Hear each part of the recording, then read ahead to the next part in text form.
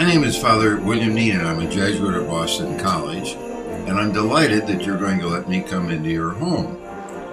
What I'd like to do during this season is read to you a very popular, heartwarming poem.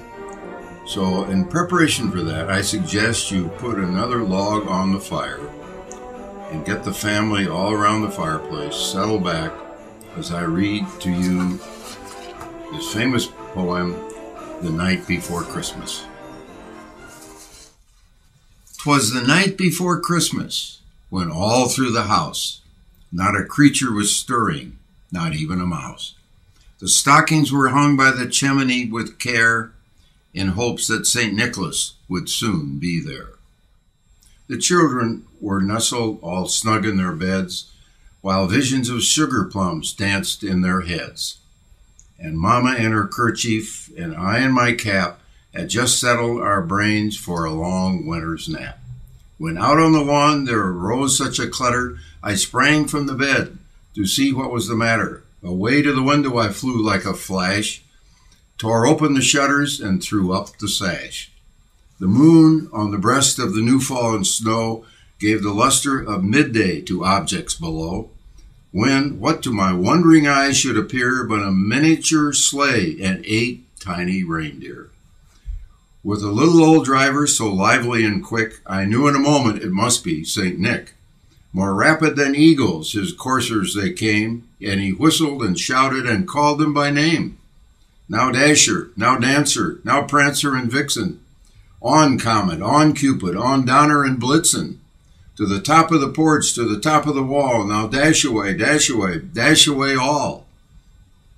As dried leaves that before the wild hurricane fly, when they meet with an obstacle, mount to the sky, so up to the housetop the coursers they flew, with a sleigh full of toys and St. Nicholas too. And then in a twinkling I heard on the roof the prancing and pawing of each little hoof. As I drew in my head and was turning around, down the chimney St. Nicholas came with a bound. He was dressed all in fur from his head to his foot, and his clothes were all tarnished with ashes and soot. A bundle of toys he had flung on his back, and he looked like a peddler just opening his pack.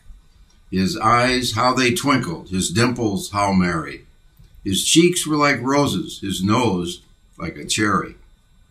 His droll little mouth was drawn up like a bow, and the beard of his chin was as white as the snow. The stump of a pipe he held tight in his teeth, and the smoke it encircled his head like a wreath. He had a broad face and a little round belly that shook when he laughed like a bowl full of jelly. And he was chubby and plump, a right jolly old elf, and I laughed when I saw him, in spite of myself. A wink of his eye and a twist of his head soon gave me to know I had nothing to dread.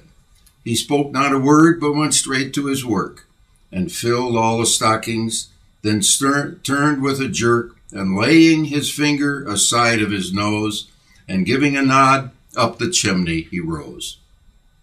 He sprang to his sleigh, to his team, gave a whistle, and away they flew like the down of a thistle. But I heard him exclaim, ere he drove out of sight, "Happy Christmas to all, and to all a good night." And a Merry Christmas to all that family around the fireplace.